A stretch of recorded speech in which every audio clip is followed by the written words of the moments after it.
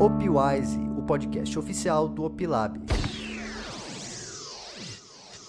Fala galera, sejam muito bem-vindos a mais um episódio do Opwise, o podcast oficial do Opilab, onde toda semana você aprende um pouco mais sobre o mercado financeiro e também sobre o mercado de opções.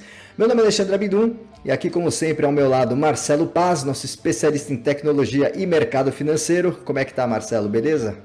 Fala, Bidum, fala pessoal, como é que vocês estão por aí? Hoje temos um convidado muito especial, um cara fenomenal e tem um apelido de The Giver. Vamos ver se vocês adivinham quem é aí.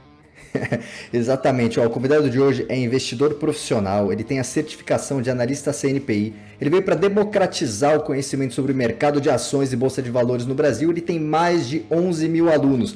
Seja muito bem-vindo, Ulisses Dias, o tio Uli. E aí, tio Uli, beleza? Fala galera, beleza? Muito obrigado por estar aqui. É sempre uma satisfação estar falando de mercado financeiro com as pessoas, porque eu acredito que realmente é a maneira mais prazerosa da gente alcançar a liberdade, tanto financeira, liberdade geográfica, de fazer o que você quiser. Eu comecei a operar no mercado financeiro porque eu não tinha jeito com pessoas e eu pensava assim, se eu lidar com a tela aqui, a vida vai ser menos complicada, e aí a gente entrou numa jornada de autoconhecimento e vamos aqui abrir todos os segredos para vocês, tá? Maravilha, cara, primeiramente muito obrigado por você estar aqui, é uma honra pra gente. Vamos começar pelo básico, por que tio Uli? Galera, eu tenho 11 sobrinhos, eu tenho 9 irmãos, né? Esses meus irmãos são bem fertilidade alta. E aí o meu sobrinho Heitor, que hoje em dia tem 5 anos, filho do meu irmão Cris, primeira vez que ele falou a palavra tio Uli, eu falei, caraca, que som gostoso é esse? E aí eu falei assim, cara, é isso que eu quero falar para as crianças, né, de uma linguagem simples, acessível para as pessoas sobre o mercado financeiro. E é por isso que eu não tenho aquele perfil Faria Lima, que é a camisa social, o coletinho. Eu já sou aqui do Rio de Janeiro, falo com esse sotaque um pouco mais arrastado, mas eu quero quebrar o padrão das pessoas, mostrando que a Bolsa é para todo mundo, é um mercado muito acessível, só que as pessoas precisam pensar de maneira simples, né? Porque é um argumento de venda falar que aquilo que a gente faz é complicado, que a gente pode cobrar mais caro. Então, a gente dá muito conteúdo para justamente quebrar essa crença aí das pessoas que mercado é só para rico, é só para gente que tem mestrado, PhD, que entende muito de matemática. Eu acredito que o mercado financeiro é muito mais psicologia do que qualquer outra ciência. Muito legal, então o nome vem dos seus sobrinhos, muito bom. Exatamente. Você tem família de nacionalidade americana, é isso? A minha mãe ganhou a nacionalidade americana e ela casou com um americano. Minha família, por parte de pai, é portuguesa, mas eu sou carioca mesmo, não nascido aqui, eu sou de Porto Alegre, mas amo essa cidade. Fico até revoltado quando as pessoas falam, não, o Rio tá um lixo, o Rio não sei o que lá. Essa cidade é linda e quem realmente acredita nela continua aqui trabalhando, trazendo as pessoas e quebrando um pouco desse estereótipo que a Globo criou. E aí a gente vai falando a verdade nua e crua. Bom, então a sua família não é de origem americana, a tua mãe só se naturalizou lá. Exatamente, ela mora lá hoje em dia, tenho uma irmã americana, família muito grande mesmo. Que legal, mas são 9 irmãos, mas cada um de um pai? Como é que funciona isso? Galera, se eu explicar aqui como é que eu tenho esses 9 irmãos, é mais fácil a gente começar a falar sobre opções do modelo binomial, né? Mas meu pai teve 6 filhos com 5 mulheres diferentes, a minha mãe teve 6 filhos com 4 homens diferentes, aí é a interseção dá 9 irmãos. Pô, muito legal. Meu pai, que é de outra época, né? Na época do meu pai, ele teve 10 irmãos também, só que naquela época era mais comum, né? Hoje em dia é um pouco mais legal. E eu fui o primeiro da minha família a desbravar na Bolsa de Valores, então eu tenho um pouco de orgulho nisso. A minha família é de industriais, mas eu via, né, com bastante curiosidade, esse negócio de bolsa. Na época lá que eu comecei a me interessar por mercado financeiro, a gente vivia uma taxa Selic por volta de 20%, e eu pensava assim, é impossível isso aqui perdurar para sempre, e no dia que essa força reequilibrar, né, da Bolsa de Valores, ela oferecer mais retorno do que a renda fixa, vai ter um ganho muito forte, e desde 2004 que eu venho investindo em ações, eu acho que hoje a gente está vivendo essa realidade que eu imaginei lá 15 anos atrás.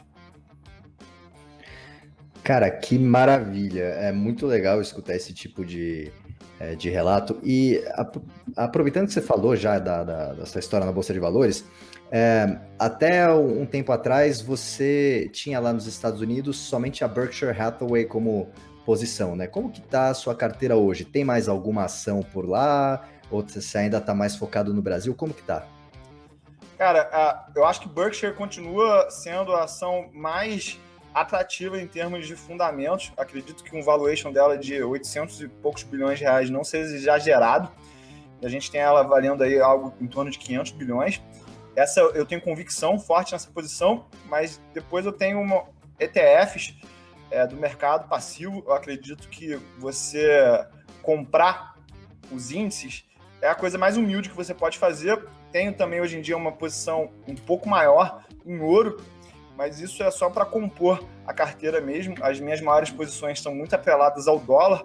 Eu acho que é isso que tem gerado aí maior retorno em relação ao Ibovespa nos últimos 36 meses para mim. E a minha maior posição aqui no Brasil é Itaúsa e Itaú mesmo.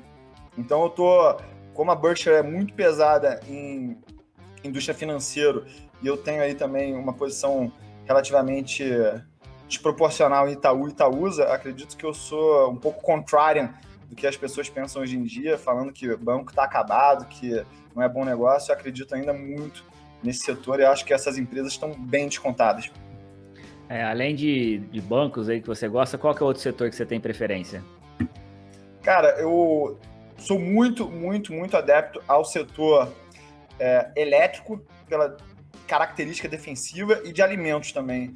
E essa tese, ela se mostrou verdadeira aí no Corona Crash, porque SLC, que é uma posição relevante que eu tenho aqui no Brasil, Camil também, foram bem resilientes. As empresas de energia também absorveram bastante o impacto da volatilidade, principalmente aí a Energias do Brasil, que é uma empresa que eu acho que está há muito tempo barata, e tem motivo, né? Ela está bem descontada lá em Portugal, mas com certeza bancos é a posição aí que eu vejo com mais clareza o valuation atrativo. Esses dias eu estava até fazendo uma conta, se você tirar a participação que o Itaú tem na XP e na Porto Seguro e o que eles contribuem para o lucro de 19 bilhões, na época lá, fechados em junho de 2020, 12 meses para trás, era menos de 10% do lucro, mas aí a gente tinha uma relação de preço sobre lucro de 6 vezes, muito barato mesmo.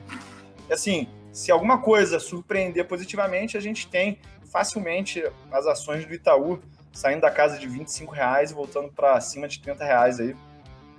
Então, estou bem tranquilo. Eu até acho que é favorável a ação ficar descontada durante bastante tempo, porque aí você vai construindo posições. Uma das posições que eu gosto também, que eu não falei aí, são calçados. Eu acredito muito na antifragilidade de calçado. A gente olha lá para o pessoal do Império Romano, o pessoal já usava sandália. E a minha posição em Alpargatas foi construída muito assim. Quando a Camargo Correia se desfez da posição, eu continuei comprando lá na casa dos R$6. Depois, quando o grupo JF teve que se desfazer também da posição que tinha Alpargatas, eu continuei comprando. Isso aí deve ter feito um preço médio de, sei lá, R$7, R$8. Hoje em dia a ação está a R$40 aí, e acredito muito no plano de expansão, principalmente Sudeste Asiático e Índia aí da Alpargatas. Deixa eu mudar um pouquinho o foco da pergunta agora, das perguntas, né? Uhum. A gente está falando de bolsa até nesse momento aqui. Você já disse como você começou, que foi lá em 2004. Agora me conta o seguinte, como é que foi que você veio parar na internet falando para as pessoas? Como foi que você resolveu fazer isso? Foi tudo naturalmente. Eu, durante 2010 e 2014, vi aquele mercado de Ibovespa lateralizado e eu pensei assim, não pode ser essa história de só depender de mercado de alta para ganhar dinheiro. E aí fui me especializar na análise técnica, diferentemente do que muitas pessoas acreditam. Eu acho que você pode conviver com uma metodologia fundamentalista e técnica ao mesmo tempo no teu portfólio. É claro que você tem que ter modelos mentais diferentes para abordar esses ativos. E aí, quando teve lá o primeiro desastre de Mariana, eu estava com uma posição vendida em put, fora do dinheiro na Vale. E aí eu me lembro que na época que aconteceu o acidente, a Vale devia estar uns R$18. Eu sei que ela foi em 45 dias de R$18 para próximo de R$6, R$7. Consegui defender ali aquela posição até R$10.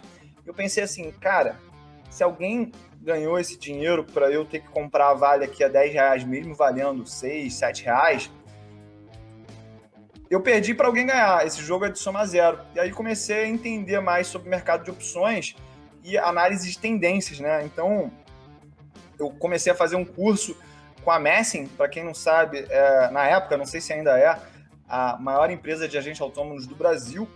E aí o Fábio Figueiredo, o Vlad, eu fiz um curso dele de análise técnica e ele percebeu que eu me destacava bastante nas aulas e ele me chamou para fazer um programa tipo esse que a gente está fazendo aqui. E aí, pô, eu fiquei uns 80 minutos conversando com ele, a adrenalina lá em cima, muito prazer.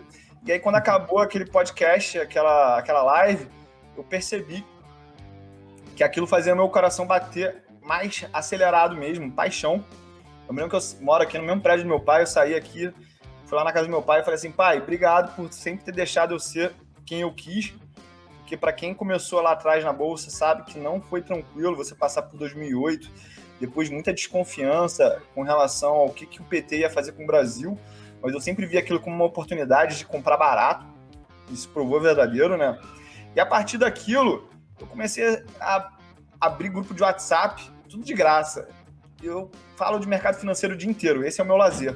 Quando eu cheguei em 20 grupos lotados, com 250 pessoas, falei assim, cara, o que eu vou fazer agora com isso? Aí eu conheci uma pessoa que entende muito de monetização na internet, e aí eu entendi que aquilo que eu fazia por prazer podia ser bom para os outros, porque passar o conhecimento abre janelas para o mundo, e percebi também que poderia ser muito rentável.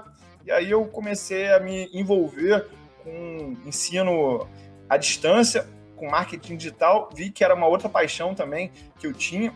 E aí, pô, só prazer, irmão. Desde que eu comecei a fazer isso há uns 2 anos atrás, nunca mais fiquei doente. Impressionante, porque tu tá sempre extravasando tudo, tu não olha pra vida de ninguém porque não dá tempo, só dá pra tempo de cuidar ali do teu perfil, basicamente. Então isso aqui é aquela famosa história, né? Se você faz uma coisa bem, por que não receber pra fazer isso, né? Eu não tô igual você fazendo há tanto tempo, né? Eu já tenho mostrado minha cara em alguns lugares também, mas realmente isso que você falou agora de não ficar doente, voltando, na hora que você acabou de falar, eu tô pensando que eu também não lembro de ter ficado doente nos últimos tempos, não. Não, isso aqui extravasa muito e a tua saúde mental fica, pô, lá em cima, porque tu não tá olhando pra grama do vizinho, tu tá focado muito na tua vida, produzindo, né? Muito bom. Exatamente, é muito bom poder ter pessoas assim como você, que realmente passam conteúdo de qualidade, que ajudam os outros. Aliás, parabéns aí pelo trabalho, para você também, né, Marcelo? E eu tenho uma pergunta aqui, Tiuri, você se inspira muito no Warren Buffett, né? Inclusive você até tirou foto com ele, tem uma foto lá no site do Segredos de Família, lá você dando uma dica de ação para ele, né? Cara, como que foi esse momento e como que você acha que vai ser a gestão e liderança da Berkshire quando ele e o Charlie Munger não estiverem mais aqui, que eles já estão bastante velhos, né? Eles continuam super bem, mas, pô, já passaram dos 90, né? Não, os caras são pais do Munha lá, do Thundercat, né? Os caras estão muito coroas. Então, como é que eu conheci o Warren Buffett pessoalmente? Tirei essa foto aí. Eu me formei na faculdade ali em 2006, e aí a minha turma do BMEC foi a primeira turma internacional que ele recebeu no escritório dele. E nessa época eu estava trabalhando num programa que na época tinha chamado Work Experience, que você ia para os Estados Unidos e trabalhava lá em subemprego mesmo. Aí eu limpei privada, era segurança de boate, era garçom. E aí teve um final de semana que o pessoal falou assim, olha, a gente conseguiu aqui uma reunião com o Warren Buffett, 20 pessoas daqui do BMEC, se tu quiser ir é só aparecer lá. Aí, pô, fui, passamos o dia inteiro com ele lá, fomos na Nebraska Furniture Mart, que era a maior empresa de mobília dos Estados Unidos. A gente almoçou com ele lá no Goretz e ele fez uma palestra, acho que tinha a Universidade de Stanford, tinha o IBMEC e tinha uma outra universidade que eu não lembro qual era. E aí ele tava almoçando assim com 10 pessoas, cada um na sua mesa. Eu nem comi, cara, que a comida tava uma gororoba, para ser sincero. Já fiquei do lado dele ali, escutando tudo que ele tava falando e fui o primeiro a pedir para tirar uma foto. Aí quando eu fui tirar a foto, ele já falou assim, não, tira essa foto aqui que o pessoal vai gostar de ver. Finge que tu tá me dando uma dica. Daí eu falei assim, compre Itaú pra ele nessa época. Não sei se ele ficou, né? E aí, cara, aquilo ali acho que foi a melhor coisa que poderia ter acontecido na minha carreira como investidor, porque uma das frases mais marcantes que eu escutei na minha vida foi dele nesse dia, dele falando assim: os mais inteligentes dessa turma serão os primeiros a quebrar, porque vocês confiam demais nos modelos. E naquele momento eu entendi que você ter uma abordagem psicológica de autoconhecimento para o mercado é o que vai fazer você sobreviver no longo prazo. Muito do que o Taleb fala de filosofia, eu acho que o Buffett e o Munger, eles já carregam dentro deles com outra linguagem, né? História de você nunca se expor ao risco da ruína, efeito Linde, muitas das coisas que eles falam, o Taleb ele reforça através de uma outra linguagem. E com relação à pergunta de como que a Berkshire vai fazer a sucessão, o Howard Buffett, que é o filho do Warren Buffett, vai continuar como presidente do conselho para manter aquela cultura de dono que eles têm, mas a sucessão vai acontecer com o Greg Abel assumindo as operações da Berkshire Energy e outros negócios operacionais. O Todd Combs, ele já está como CEO da Geico hoje em dia. O Ted Weschler, eu acho que ele vai focar mais em termos de portfólio. E o Ajit Jain, que é a maior autoridade em opções do mundo, segundo o próprio Warren Buffett, vai continuar trabalhando ali na parte de seguros. E eu acho que a empresa não vai mudar muita coisa, não. Eu acredito que vai acontecer uma coisa muito parecida com o que aconteceu com o Steve Jobs quando ele morreu. Não sei se vocês lembram, mas quando o Steve Jobs ele ficou doente e as pessoas sabiam que ele ia morrer, a ação ela ficou lateralizada, não deslanchava as cotações. Isso era todo mundo já precificando aquela descontinuidade da liderança dele. E aí, quando o fato se consumou, a ação começou a realmente subir. Eu acho que vai acontecer uma coisa muito parecida com a Berkshire Hathaway. E acredito que a empresa ela não vai ganhar do S&P 500 se a gente mantiver essa dinâmica aí das FANGs, porque são empresas muito diferenciadas mesmo, que não respeitam as regras comuns aí que os acadêmicos acreditam que é Value Investing. E eu estava vendo um podcast do Ben Phillips, eu não sei se vocês conhecem esse cara, um canadense, ele falando que a AT&T e a IBM tiveram um comportamento durante décadas parecidos com o que a Amazon, Apple, Google tem hoje em dia, e era uma coisa que eu não sabia, aprendi isso tem 2 semanas, então era uma preocupação que eu tinha, essas empresas não vão ficar liderando os ganhos do S&P 500 durante 10, 20 anos, mas já que a AT&T e a IBM fizeram isso, por que não eles não vão fazer também, entendeu? Eu acredito que o que vai acontecer com essas ações, né? Eu acho que elas, em algum momento, vão ficar tão poderosas que o governo ele vai lançar algum tipo de legislação para dividi-las. Isso vai gerar ainda mais valor para os acionistas, que foi o que aconteceu com a AT&T, com a Standard Oil. Se você pegar lá quando a Standard Oil foi repartida, se você comprasse todas as ações que foram geradas a partir daquilo ali, o retorno foi também extraordinário para os acionistas que acreditaram. Eles já estão fazendo alguma coisa nesse sentido, né? Já tentando bloquear de alguma forma Facebook, Google, aquelas coisas que eles estão fazendo no Senado lá. Vamos ver como é que vai ser os próximos passos, mas eu acho que você tem razão nesse sentido. Eles vão tentar fazer alguma coisa para diminuir o tamanho dela. Exatamente. Foi mal aqui que às vezes a conversa ela não vai em linha reta, é porque eu também não acredito que o mercado financeiro é uma linha reta. Eu acho que os conhecimentos são paralelos, né? As pessoas ficam falando assim, Tiúlio, tem como eu aprender? Opções é uma coisa avançada? Eu falei, cara, não. É uma coisa iniciante. A gente viu aí a cara do Ponta Grossa, o cara tinha 6 bilhões, era tido como avançado, perdeu 5 bilhões. Se ele tivesse feito arroz com feijão, tava gigante agora. Ou seja, o mercado financeiro não tem essa história de iniciante, avançado, não tem um pensamento encadeado. Eu acho que tudo está paralelo e é por isso que você tem que comparar todos os investimentos na hora que você vai tomar a decisão sobre como aportar o teu dinheiro. Bom, já que você está falando em opções não é necessariamente avançado, mas é o que tem de mais complexo se você for usar as estruturas e tudo mais, né? E nesse sentido, qual que é a estrutura, o que você gosta de fazer mais com opções? Qual que é a sua operação preferida? Você mexe bastante com opções? Como é que é? Cara, eu acho que eu fiquei uns 5 anos seguidos, assim, todo dia com uma estrutura de opções na minha carteira. Eu gosto muito de straddle, e aí eu acho que o straddle ele é mal precificado aqui no Brasil, eu acho que lá fora também, mas tipo assim, depois que eu tomei essa naba aí, e tem que ser sincero, tomei a naba lá quando Mariana aconteceu, e aí eu aprendi, tanto que aconteceu o Brumadinho, E eu ganhei muito dinheiro naquela ocasião. A greve dos caminhoneiros também gerou um retorno assimétrico muito importante. O Corona Crash agora também aconteceu. E aí, quando a volatilidade está muito alta, quando o mercado cai forte, aí eu desmonto e espero a volatilidade cair ali, principalmente em Petro e Vale, para abaixo de 35%, para voltar a montar essas operações, só que eu combino elas com tendências, né?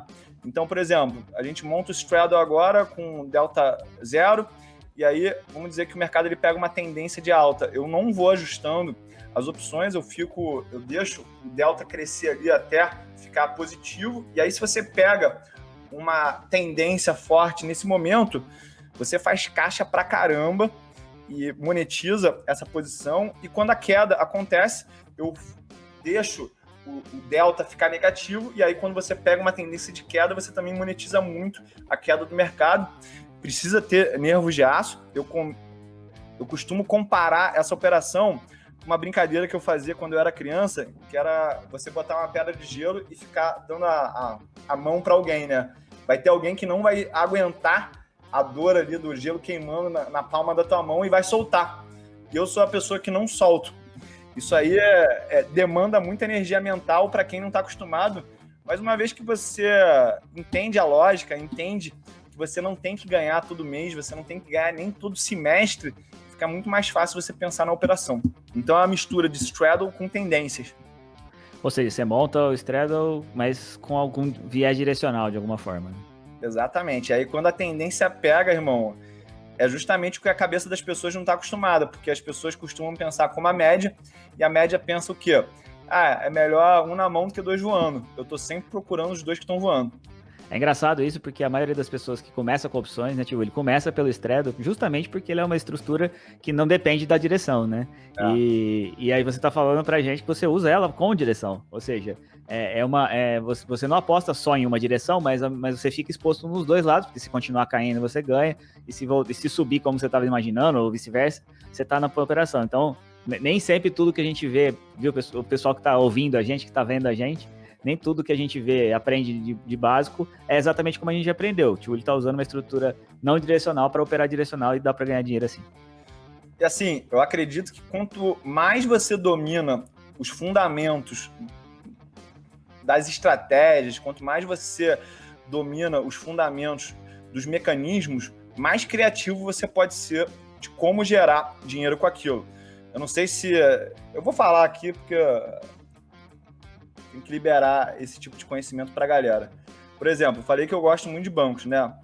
Então, o Bradesco, hoje, que a gente está fazendo esse podcast aqui, ele deve estar por volta de R$20. Não estou fazendo isso com o Bradesco, mas se você lança uma put com um strike R$28, você botou muito caixa. E aí, é claro, eu sempre faço isso tendo o dinheiro para comprar lá o Bradesco, nesse exemplo que eu estou dando.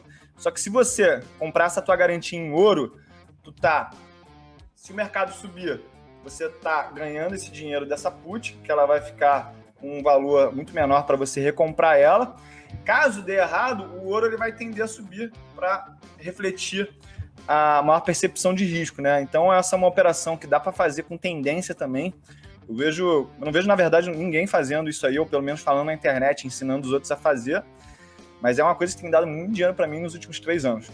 Tá, não sei se vocês entenderam aqui muito bem a operação. Se eu entendi bem, você está falando de vender uma put dentro do dinheiro com delta GRAM alto, né? Justamente para ganhar, isso é uma operação totalmente direcional, que você está como se estivesse comprando sinteticamente o papel, né? Exatamente. E aí você ganha. Põe em ouro, porque o ouro ele vai fazer um hedge da tua posição caso o mercado ele afunde, e aí você fique mais ainda dentro do dinheiro. Né? Mas você faz isso aqui no Brasil, Tchuli? Faço aqui e lá fora também. Porque aqui o ouro é complicado, né? O OZ1D, o OZ2D, é difícil usar o ouro como instrumento aqui no Brasil. Deve usar o IAU, né? Lá fora, não, é que lá fora é mais tranquilo, eu digo aqui no Brasil mesmo. É um pouco aqui dá para fazer também, meu agente autônomo, ele é bom, ele é um cara maravilhoso. Legal. Ele faz umas coisas assim que nem eu acredito que ele consegue fazer. Isso é uma coisa que eu vou aproveitar aqui a voz para falar para as pessoas elas têm uma relação um pouco conflituosa com seus agentes autônomos. Eu acho que o teu agente autônomo ele é um grande parceiro e você tem que alimentar essa relação, porque você consegue muita ajuda a partir desse profissional, e as pessoas prostituíram a profissão pensando, o cara só pensa em comissão, o cara só pensa no bolso dele. Não. Tem uns caras que são muito bons, que eles sabem botar o interesse do cliente em primeiro lugar, e eles sabem que a relação ela vai gerar muito retorno no longo prazo. Boa. Tchuli, numa live na semana passada, você falou que, com essa questão de investir no exterior, né? Você falou que recomenda que as pessoas só pensem em investir no exterior quando elas já tiverem um capital um pouco maior. Você falou, acho que R$500 mil, né? Mas esse é um valor que, às vezes, para muita gente pode parecer muito longe ainda. Será que não seria legal as pessoas já começarem a se expor aos poucos aos mercados globais? Então, eu acho que isso pode acontecer sim. E eu acho que é um pouco do meu perfil combater essa linha de pensamento. Por quê? Quando eu tô aí com 11 mil alunos, e aí eu tô tentando cada vez falar para mais pessoas, e eu vejo que as dúvidas das pessoas não são, o que é melhor, o AZ1D ou o IAU? A pessoa tá com dúvida assim, como é que eu faço para botar ordem no home broker? O que é margem de garantia? Como é que eu abro a conta na corretora? E aí as pessoas começam a falar, não, põe teu dinheiro lá fora. Aí o cara não sabe falar inglês, e essa é a realidade do Brasil. O cara não sabe fazer a diferença entre juro simples e juro composto. Não sabe o que é retorno bruto e retorno nominal. Retorno bruto e líquido, nominal e real. Ou seja, eu tô aqui para incentivar as pessoas a darem o primeiro passo. E o primeiro passo, como é que é? Abrir a conta na corretora. E olha só, eu vou falar aqui porque eu entendi que isso é melhor, mesmo eu não tendo nenhum vínculo, né? Procura alguma empresa ligada à XP, porque é a dominante aí no mercado. Uma corretora sem corretagem pagando, né? Começa no arroz e feijão, cara. Compra ETFs, ou o BOVA11, compra o IVVB11. Porque assim, se nem aqui em português o cara consegue fluência para dar os primeiros passos, imagina lá em inglês, em outra legislação, ele tem que fazer um imposto de renda diferente. Assim, eu tô querendo simplificar. Aí o cara, que ele fala assim, esse Tchuli é um idiota, não sabe de nada, só fala besteira. Esse cara, quando ele chega ao ponto de falar que eu não sei nada, ele tá pronto para assumir esses riscos, e aí eu já fiz o meu trabalho, entendeu? Eu não sei se ficou claro para vocês, mas assim, é não querer complicar uma coisa que para os outros já é complicada. Aí eu começo a falar assim, se tu morrer lá, o imposto de herança vai ser não sei quanto. Aí o cara tem que arranjar alguém para ter a senha dele. Aí eu não sei se o cara tem alguém que ele confia para ter a senha, para ter a conta conjunta. Ou seja, eu tô querendo que o cara, ele veja mesmo que o que eu tô falando não é o melhor, mas a partir do momento que ele sabe disso, é porque ele já tá pronto para dar esse segundo passo, entendeu? Eu acho que a gente tem que saber com que público a gente está falando, né, Tchuli? No nosso caso, por exemplo, do OpLab, o nosso público já é um público mais avançado em investimentos, porque o cara está mexendo já com estruturas avançadas de opções, ele já tem outra bagagem, e aí fica mais fácil falar para ele para os Estados Unidos. Agora, você pega um cara mais iniciante, que ainda não sabe realmente, a gente tem que conseguir... o bom comunicador comunica bem com o seu público, né? Exatamente. Inclusive, essa parte do imposto de renda que você falou é muito importante, porque realmente é um pouquinho mais complicado, né? Tem a questão do carnê-leão para você declarar dividendo e tal, uma coisa que às vezes pode até ser um pouco mais complexo para as pessoas. Isso aí. Eu falo para os meus alunos assim, a partir do momento que você não escuta mais o que eu falo, e aí você nem lembra que eu te ajudei a melhorar como investidor, é quando eu fiz o meu papel mesmo como educador, entendeu? Show de bola. Essa semana no seu Instagram, você respondeu dizendo que estava vendido em BOVA. Você está short no BOVA, você está comprado em puts em BOVA. Explica qual foi o seu racional e como é que você costuma fazer essa estratégia de short. Seguinte, eu sou um pouco revoltado com o pessoal que fala assim, o Ibovespa é um índice horrível. Eu falei assim, tá bom, então quer dizer que tu ganha do mercado, né? Então por que tu não vende o BOVA11 e compra uma carteira que vai ganhar do BOVA11? E aí tu faz um long short nessa estrutura.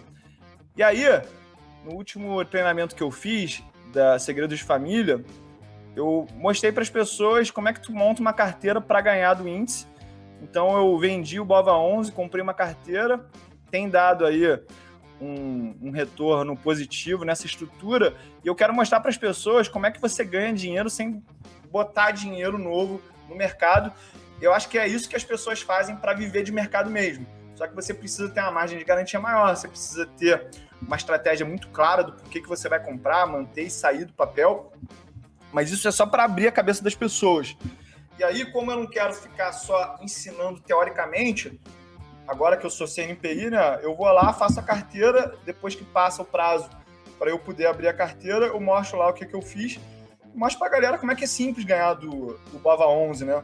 Mas as pessoas criam um conto de fadas em cima disso, e aí, assim, o cara iniciante, ele tem que comprar o Ibovespa, porque comprar o Ibovespa, comprar o Bova 11, é melhor do que botar tudo em Petro.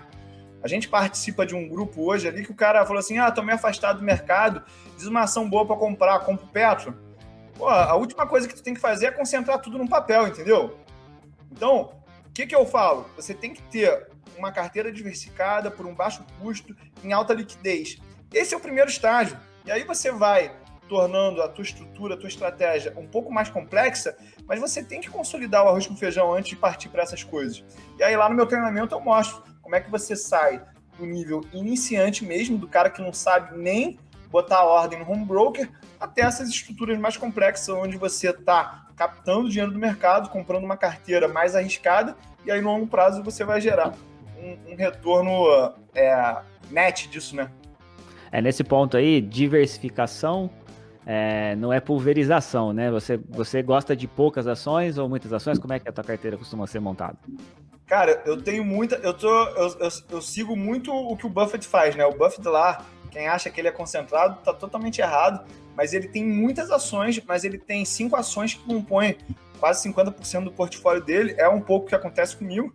São essas posições aí que eu falei, Berkshire e VVB11, que é uma carteira diversificada, Itaú, Alpargatas, Grandene e Ouro hoje em dia. Boa. Tchuri, você fala bastante de convexidade, agora mais cedo você falou de antifragilidade também. O que você acha da estratégia Barbell do Taleb? Você já tentou fazer ela alguma vez? Você usa ela? Eu acho que ela é super válida para quem está começando, mas eu tenho crenças um pouco diferentes da média, né? Para mim, o que é menos arriscado no longo prazo é ter ações. Se tu me botar para comprar renda fixa, eu fico me tremendo de medo, porque se você tirar os 11 piores e os 11 melhores pregões dos últimos 20 anos, você vai ver o impacto que isso tem no teu portfólio, tanto positivamente quanto negativamente. Só que o problema é o seguinte, essas 11 melhores, essas 11 piores sessões do mercado, elas acontecem basicamente no mesmo período. Então não tem essa história, eu vou sair da bolsa, vou esperar cair, ou vou sair da bolsa para esperar subir. Não tem essa história, você tem que estar exposto a todo momento. Tanto que há 16 anos que eu tenho ações e eu nunca fiquei não alocado, entendeu? Eu acho muito arriscado você não estar alocado em ações. É aquela coisa que falam, né? Investir em ações pode ser arriscado no curto prazo, mas é muito mais arriscado você não investir em ações no longo prazo, né? Exatamente. E assim, você investe nas tuas crenças no final das contas. Eu costumo falar que eu conheço bilionário de boi, eu conheço bilionário de imóvel, eu conheço bilionário empreendedor, bilionário da bolsa. A única coisa que essas pessoas têm em comum é o seguinte: todos têm a crença de que aquilo que eles fazem é o melhor negócio do mundo. Não é viável você chegar lá no dia 19 de março com o Ibov caindo 19,5%, Localiza caindo 35%, Via Varejo caindo 30 e tantos por cento. O cara que põe dinheiro pesado ali, naquele momento, comprando ações, esse cara, ele tá mostrando que ele tem uma crença de que aquilo é realmente riqueza. É ali que o mercado está testando a tua crença. Por isso que você tem que estar pronto psicologicamente, porque esse momento é o momento que vai dividir os meninos dos adultos. Você pratica esportes, né, Tchuli? Você deve estar se preparando, inclusive, aí, tem que cuidar da saúde, porque daqui a pouco a Olivia tá chegando aí, você tem que estar bem de saúde para cuidar dela. O que você gosta? Qual que é o seu esporte favorito? Como que é? Quando eu tinha, assim, entre 15 e 18 anos, eu era focado em estudar fisiculturismo e mercado financeiro. E é o esporte que eu mais gosto. Primeiro porque você compete com você mesmo, então não tem essa história, eu tô ali me comparando com os outros e tal. E outra coisa é que fisiculturismo é o esporte mais difícil, porque você vive o esporte. Se você come errado um dia, se você não tá dando 110% no teu treino, você não vai ter o teu resultado. Vocês devem estar vendo aí pelo meu físico hoje em dia que eu não levo isso muito mais a sério. Então, meu esporte é malhação. Eu gosto de pegar pesado mesmo na academia. Adoro pegar pesado. É o que me desafia. Eu tenho uma série parecida com o Taleb, né? Poucas séries com muito peso. E aí, isso aí gera um físico bom, assim, para ficar maçudo, né? Já tentei correr durante muito tempo, só que não sei se vocês conseguem ver aí das câmeras ou do microfone. Eu tenho 1,93 m e peso 102 quilos, ou seja, teve um dia que eu comecei a correr 2 horas todo dia, já apareceu contusão, ou seja, o negócio é malhar pesado mesmo. Não, e é interessante porque você falou de fisiculturismo, eu também gosto bastante, né? Não sou tão forte, mas sempre admirei bastante o esporte, e tem muito aquela coisa que também tem nos investimentos, que é a questão do psicológico, de você controlar o psicológico, de você ter a sua disciplina, de você... porque realmente, se você deixar o psicológico tomar conta para fazer alguma besteira, é muito fácil. Então, no caso do fisiculturismo, começar a comer tudo errado, isso pode acontecer, e no caso dos investimentos é você se desesperar e sair da posição, talvez no momento errado, né? Então, realmente Exatamente. Tem uma boa... É justamente naquele momento que você tem que mostrar se você está naquilo de brincadeira ou sério que vai determinar o teu resultado, tanto nos investimentos quanto no fisiculturismo. Eu ia perguntar aqui, tipo, de você... Bom, hoje você tem certificação, né, de analista CNPI. Você tem vontade de talvez tirar uma outra certificação de gestor, de repente ter um fundo, alguma coisa assim? Não. Vou contar aqui por que eu tirei o CNPI. Ano passado, eu fiz um treinamento chamado Value Investing. Aí, no dia seguinte que fechou o treinamento, eu recebi a notificação da CVM, a CVM falando, me questionando, né? Você tá fazendo indicação de ativos e tal. Aí, depois fui lá, tive que gastar 17 mil com advogado para responder a notificação. Eu vi que, na verdade, tinham denunciado uma outra pessoa, só que como essa pessoa me marca muito no Instagram, botaram todo mundo no mesmo bolo. E aí o meu advogado mostrou, o cara tá interessado só em fazer educação financeira, tanto que eu nem tive que ir lá na CVM, foi tudo através de e-mail mesmo. Mas como assim, eu não tenho paciência de ficar medindo o que eu vou falar, eu não gosto de ter rabo preso com nada, eu decidi fazer a certificação para poder falar à vontade, livremente, sobre o que eu quiser no mercado, e não tenho interesse em ter fundo, não tenho interesse em ser gestor, porque já é complicado bastante você gerenciar as suas emoções na hora da crise. Então, você tem que gerenciar as emoções dos teus clientes. Eu tenho o maior respeito pelo Breda. Eu fico imaginando o inferno que deve ser a vida do cara, o cara fazendo um trabalho lá, homérico, para gerenciar as posições que ele faz, e ainda tem que ficar escutando o pessoal reclamando. Quando aconteceu o corona, eu estava viajando com a minha esposa para Paris. E assim, eu ensino as pessoas a fazer o que tem que fazer. Mas se tu vai fazer ou não vai fazer, isso é problema teu. Eu não quero ser babá de ninguém. E aí eu acho que o gestor, principalmente com o meu tipo de personalidade, que eu gosto de aparecer, eu gosto de estar aqui na rede social. Imagina eu lá em Paris, a bolsa caindo 20%, eu vendo que é a maior oportunidade para comprar, e aí eu tenho que ficar gerenciando a emoção do cara que está achando que tem um problema, o mercado cair 20%, cair 50%. Irmão, isso faz parte do jogo. Se tu não tá afim ou não consegue gerenciar isso, o problema é teu, ou vai para outro lugar, entendeu? E aí, como eu não quero ser grosseiro com as pessoas de falar isso, eu falo assim, cara, tem 3 perfis básicos. Outro pode ser conservador, moderado, agressivo. Faz isso, que é o que vai dar resultado, mas gerenciar as tuas emoções, isso é problema teu. Eu quero estar lá em Paris, curtindo a minha vida, porque eu já sei gerenciar as minhas emoções. Eu consigo estar curtindo lá a viagem enquanto está rolando o Corona Crash. Na verdade, eu acho que esses momentos são os melhores momentos da Bolsa, que são os mais divertidos. Pode ser até um pouco bullying isso da minha parte, mas chega a ser até engraçado. As pessoas que não entendem ficam desesperadas, parece barata tonta mesmo na hora da crise. Eu acho cômico, porque o cara ele chega na Bolsa falando, não, eu sou brabão e tal, eu sou ricão. Aí o negócio começa a cair, o cara vira a mocinha. Assim, vai tomar tenência, irmão. Aprende a ser gente, pô. É isso que você falou agora aí, né? Do perfil moderado, agressivo. O problema é que normalmente os agressivos duram até um tweet do Trump, né? Exatamente. Não dura mais que isso. Eu gosto de ver realmente o pau comer, eu gosto de ver o circo pegar fogo. Essa sensação, ela me deixa ainda mais vivo. E eu vejo assim, cara, é nessa hora que a gente mostra realmente que a gente sabe o que tá fazendo, que a gente não tá aqui de brincadeira. Você falou já em algum lugar aí que, eu não lembro exatamente qual foi o programa, que um dos melhores ativos para especular são as commodities. Você usa bastante commodities, e quando você fala commodities, você está falando, por exemplo, de Vale, Petro, olhando as empresas que são baseadas em commodities, ou as commodities mesmo, ouro, prata, o café, milho?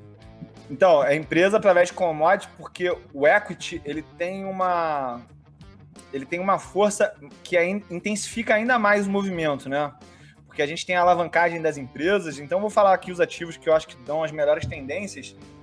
CSN, Usiminas, Gerdau, Petrobras, a Vale.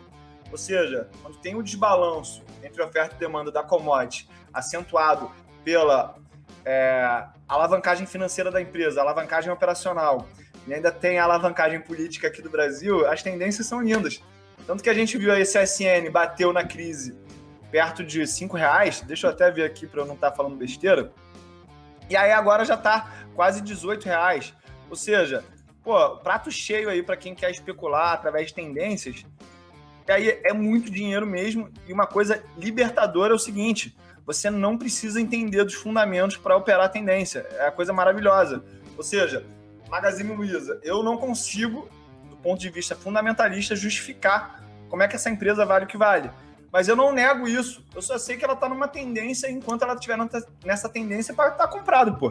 E aí vai ter uma hora que ela vai ficar cara, o pessoal vai descobrir isso e vai vender, e nessa hora tu vende. Eu fiquei batendo muito nessa tecla, porque veio uma historinha, o pulo do gato morto aí nessa crise. E aí, assim, eu sou do cara que eu prefiro perder o amigo do que perder a piada. Eu zoo mesmo. E aí o pessoal falou assim, não, vai cair, irmão. Se cair, eu vendo de novo. Caiu, eu vendi, subiu, eu comprei. A tendência, ela libera muito o teu emocional para você tá aonde o dinheiro tá rolando. Só que as pessoas, mais uma vez, elas não têm resiliência emocional para aguentar as metodologias que elas acham que são as melhores. Isso é o pulo do gato morto, que eu nunca vi um gato tão vivo igual esse, né? Exatamente. Foi uma coisa louca. Ainda na questão de commodities, você investe em Bitcoin, criptomoedas, você acredita nesse tipo de mercado? Eu tô falando um pouco dele agora, puxando a sardinha pro meu lado, porque eu tenho falado desse assunto, né? E é um assunto que eu gosto bastante, não é uma posição que eu acho que tem que ser muito relevante na carteira, mas eu acho que a gente tem que estar exposto, porque é um mercado que tem muito para crescer. Você gosta desse mercado? O que você tem a dizer a respeito? Eu vou te falar que estudar mais sobre criptomoedas me fez um melhor educador financeiro, porque eu não entendo nada, eu não sei nem como é que faz para comprar. Eu pensei assim, cara, eu não sei nem como é que faz para comprar o tal do Bitcoin. Deve ser a mesma coisa que o cara que quer comprar ação, ele deve pensar. E aí eu comecei a fazer paralelos, eu falei assim, cara, é exatamente isso. Eu não sei como é que declaro no imposto, eu não sei como é que eu escolho uma corretora, eu não sei como é que compra, eu não sei como é que vende.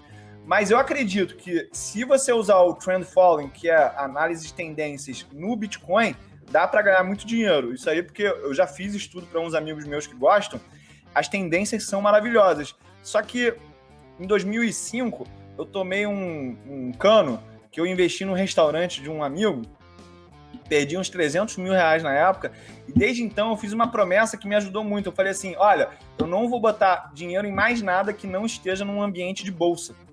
Então, se Bitcoin for para B3, for para Bolsa Americana, eu tô lá, amarradaço. Mas enquanto não tiver, eu tô trabalhando só nesse arroz com feijão, porque quem sabe operar tendência, que seria a metodologia que eu usaria para operar criptomoedas, não importa o que eu ativo. Você tem tendência linda em PetroRio, tem tendência linda em Magazine Luiza, Via Varejo, Cogna, é para cima, para baixo, a gente é ganhador de dinheiro aqui.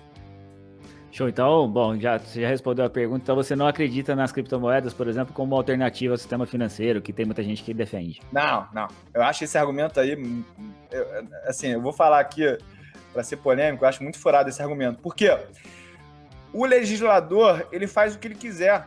Então, assim, o pessoal fala, não, vai ser uma maneira da gente se livrar dos políticos. Não, cara, a criatividade dos políticos para fazer lei que não faz sentido é maior do que a criatividade das pessoas fazerem alguma coisa para salvar as pessoas deles, entendeu? Ou seja, o cara vai falar assim, não pode operar Bitcoin. É só estudar a história do ouro. Os americanos, eles proibiram de você ter ouro durante mais de, 20, 30 anos.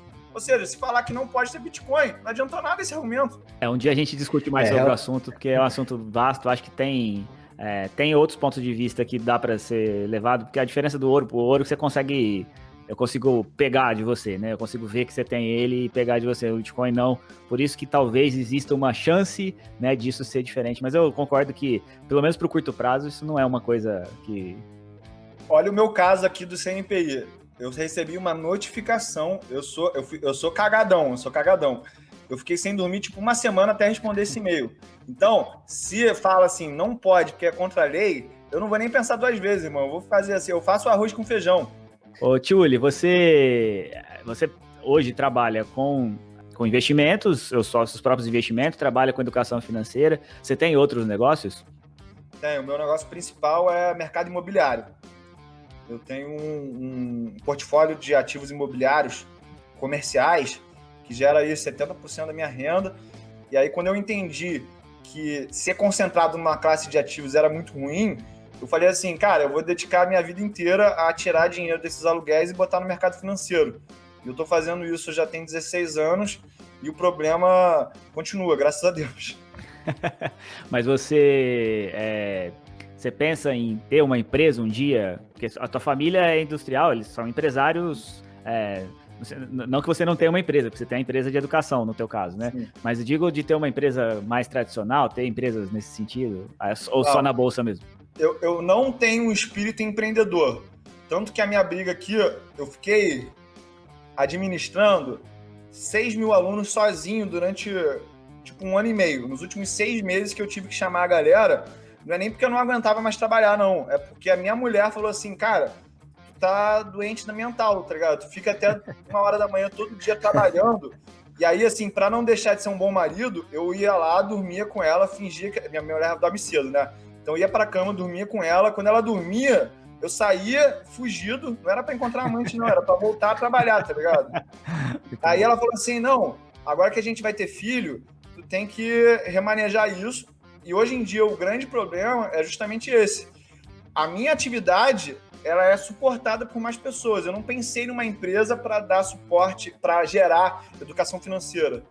Tanto que eu penso muito parecido com o Mário Vergara nesse sentido. Se você não estiver indo no banheiro fazendo número 2 sem estar pensando no teu cliente, tu não está trabalhando com marketing. Porque se tu trabalha com marketing, tu está pensando em todo momento em como gerar mais valor para as pessoas, gerar mais conteúdo, agregar mais para a vida das pessoas.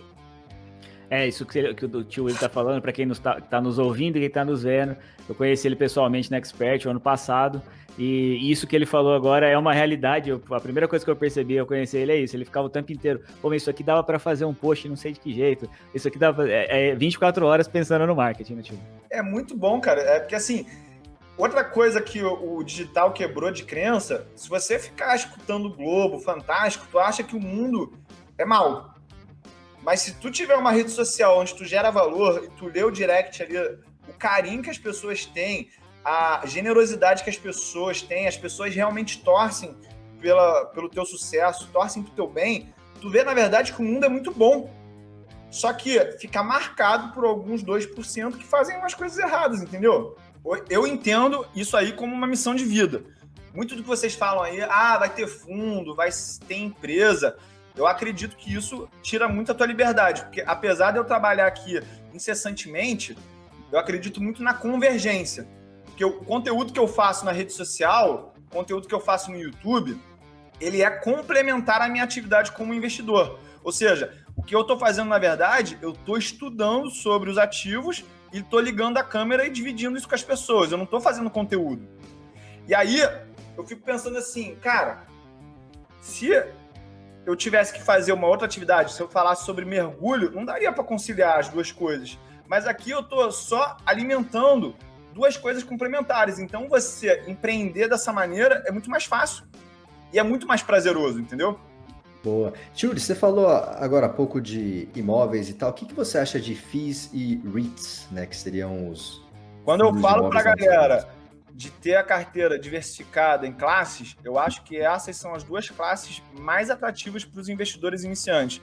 Se você pegar de 1970 para cá, os REITs, eles geraram um retorno maior, com menos volatilidade do que a Bolsa. E se a gente pegar desde 2010 o IFIX e comparar com o BOVA11, o retorno do IFIX foi de 170 e tantos por cento contra algo como 36, 38% para o BOVA11. Por quê? Porque a dinâmica competitiva de um imóvel ela é muito mais estável do que o de uma empresa. Faria Lima vai ser Faria Lima durante muito tempo até outra coisa aparecer. Ou seja, você vai ter aquele yield ali tranquilão, com uma volatilidade muito menor. Eu falo assim, quando você sai da renda fixa e quer entrar na renda variável, eu acho que o primeiro degrau que você tem que ir é nos fundos imobiliários e nos REITs mesmo. E, assim, lá nos Estados Unidos é VNQ na veia, porque não tem por que você ficar fazendo seleção individual de REITs, já que você tem um ETF que diversifica por um custo muito baixo e alta liquidez, né? Você é um cara que tem uma rede de networking muito grande, né? Conhece muita gente. Mas eu vou fazer uma pergunta agora. Se você pudesse escolher alguém que você queria almoçar um dia, eu quero almoçar com uma pessoa viva e uma que já tenha morrido, quais seriam essas duas pessoas? Cara, pessoa viva, assim, não foi almoço, mas eu já tive o prazer e a satisfação de conversar com o Luiz Alves, mais de hora, assim, dele contar as histórias pessoais que eu acho que ele não falaria com a câmera ligada, né? Então, esse foi um sonho.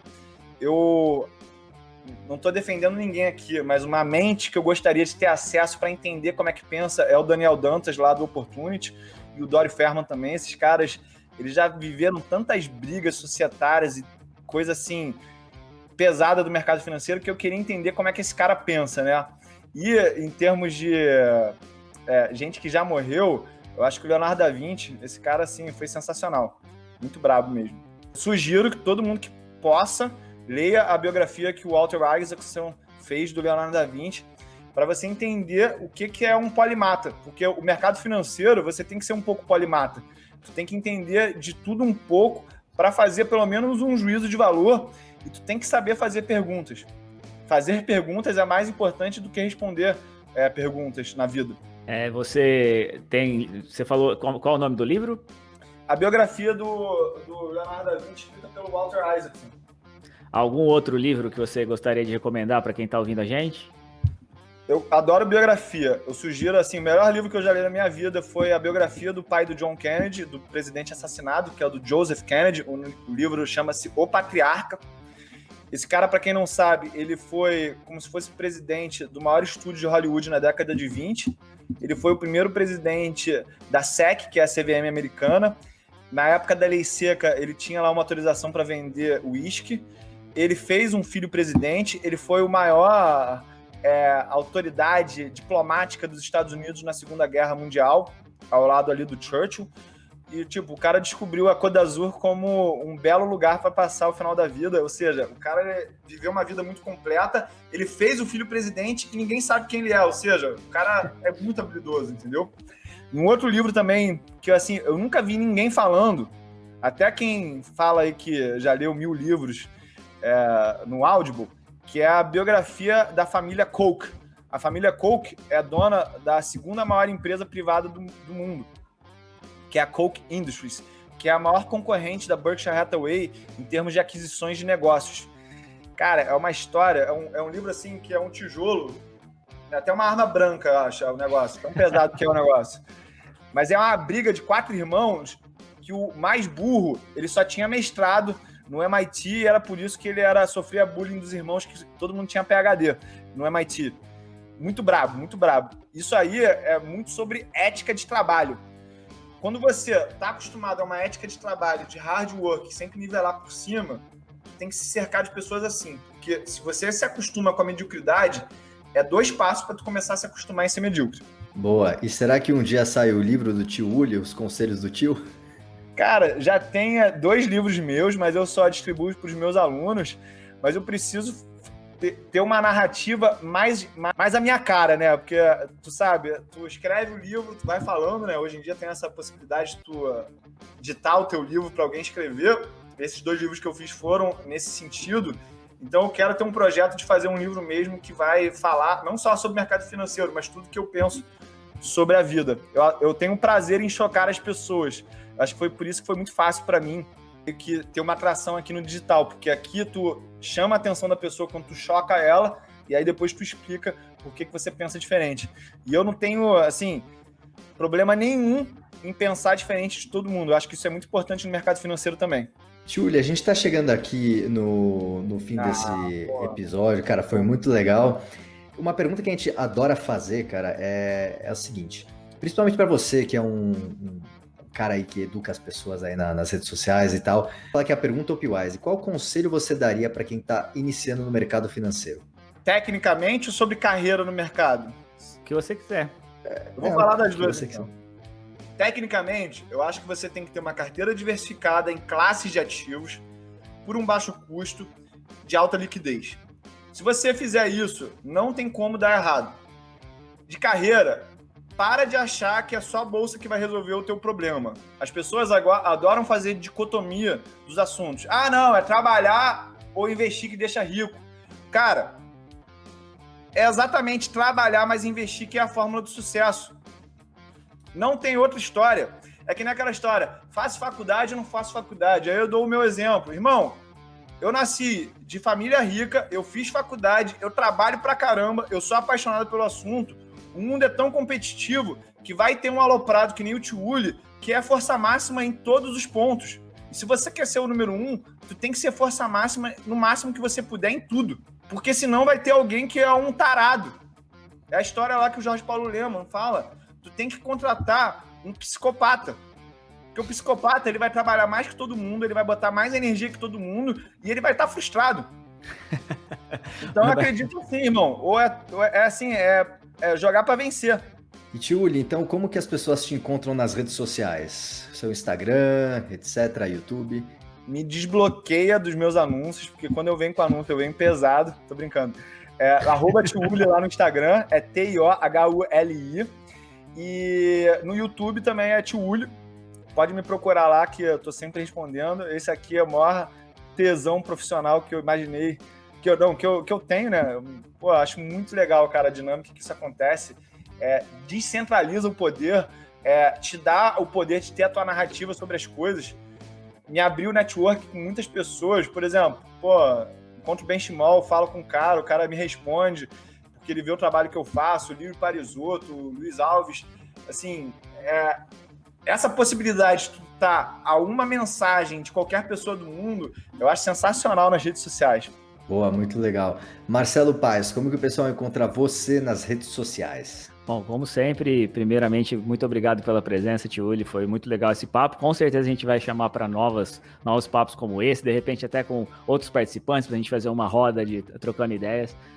Mas realmente muito obrigado pelo seu tempo aí, pelo papo que foi muito bom. Para me encontrar, como sempre, Marcelo com 2 L's, HPAS, no Instagram e de lá acha as outras redes e pode ficar à vontade para entrar em contato. E você, Abdum, como é que a gente te encontra? Boa, pessoal, meu Instagram é @velhoinvestor, lá vocês me encontram e também vocês vão ver também as outras mídias. E é isso, você que estava nos assistindo, obrigado pela sua audiência. Se você gostou desse podcast, compartilha. A gente está no Instagram, no @opilab.app, temos também o nosso canal do YouTube Opilab, Facebook Opilab, e visite também o nosso site www.opilab.com.br, a gente tem o nosso blog lá. E é isso, até a próxima.